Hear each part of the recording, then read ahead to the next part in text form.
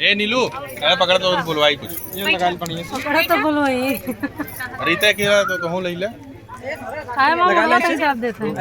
ऐसे एक दाना तब लगा ए भैया शॉर्ट का दो के बड़े इतना नीचे जिन लटकावा दोस्त ना कैसे वजिया है वो और को लगा चलो एकदम बढ़िया से चलो चलो तो देख लीजिए दोस्तों रीना जी के घर पे नीलू दीवानी और प्रतापगढ़ की पूरी टीम आ चुकी है।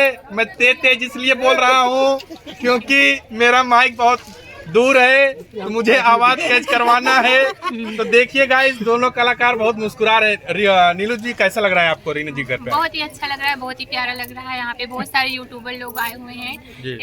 आज रीना दीदी के बेटे का बर्थडे है और उनका सिल्वर प्ले बटन है, उसका ओपनिंग भी होगा। इसी के उपलक्ष्य में उन्होंने सारे लोग को बुलाया हुआ है।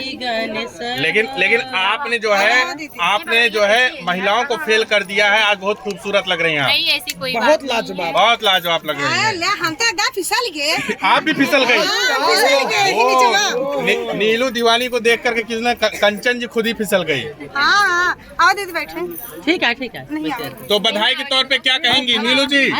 बधाई के तौर पे क्या कहेंगी आप? अरे हो गया दीदी बैठे हाँ बैठा